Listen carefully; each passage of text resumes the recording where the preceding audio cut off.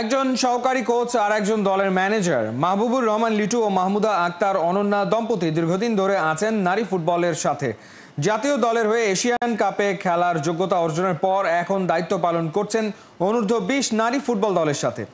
তারা বলছেন, নেপালের সাথে ম্যাচে মেয়েরা অনেক সুযোগ মিস করলেও জিতেছে শেষ মুহূর্তের গোলে। এই আত্মবিশ্বাস কাজে আসবে বাকি টুর্নামেন্টে। অর্ণব বাপির রিপোর্ট। ম্যাচের শেষে টিম বাসে ওঠার ঠিক আগ মুহূর্তে আফিদা প্রান্তি কিছুটা সময় কাটিয়ে নিচ্ছেন তার বাবার সাথে।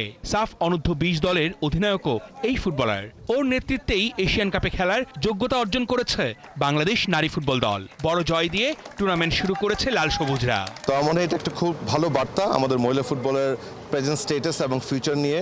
আর সাফ টুর্নামেন্ট বড় কিছু নয়, আপনি জানেন এটা সাউথ এশিয়ার পাইপলাইন ক্রিয়েশন অত্যন্ত ভূমিকা পালন করে। আজকের আমাদের জাতীয় দল আপনি জানেন, সে জাতীয় দল অনেক প্লেয়ারই এই সাফ এইচ ভিত্তিক খেলে খেলে এখানে এসছে। এখানে অনেক নতুন প্লেয়ার যাদের এই প্রথমবারের মতো ইন্টারন্যাশনাল ম্যাচ খেলতেছে। আপনারা দেখবেন ফার্স্ট হাফে যতটা মিস করেছে সেকেন্ড হাফে এসে কিন্তু ওরা অনেকটাই গুছিয়েছিল, এবং সেকেন্ড ম্যাচ, থার্ড ম্যাচে, ফোর্থ ম্যাচে গিয়ে ওরা আরও বেশি পরিপক্ক হবে, এভাবেই শিখবে। দীর্ঘদিন ধরেই চলছে ফুটবলের উন্মাদনা। বাংলাদেশের খেলা মানেই গ্যালারি থাকে হাউসফুল। তবে উল্টো চিত্র এই কিংস এরেনায়। ঘরের মাটিতে 4 দেশের আয়োজনকে ঘিরে প্রচারণায় কেন এত উদাসীনতা?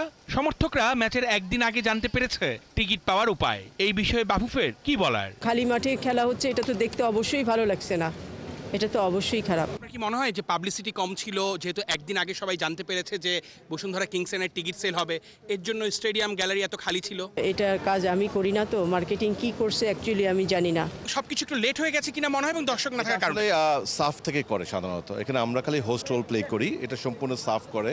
সো এই ব্যাপারে আপনি সাফ থেকে জানতে পারবেন। বাট আমাদের তরফ থেকে আমরা বিশ্বাস করি, যেহেতু আজকে ফার্স্ট খেলা শুরু হয়েছে এবং একটি ভালো রেজাল্ট দিয়ে শুরু হয়েছে, আমি মনে করি সন্ধ্যার দিকে যে খেলাগুলি হবে, স্পেশালি বাংলাদেশের দলের খেলায়, আমি বিশ্বাস করি আরো আস্তে আস্তে আপনি দেখবেন ভালো ক্রাউড আসবে ইনশাআল্লাহ। রাউন্ড রবিন লিগ পদ্ধতিতে হচ্ছে সাফের এই আসরে সব ম্যাচ। বাঘিনীদের দুর্দান্ত জয়ে শুরু টুর্নামেন্ট। সামনে রয়েছে নেপাল, ভুটান ও শ্রীলঙ্কার সাথে আরও 5টা ম্যাচ। অর্ণব বাপি, 71।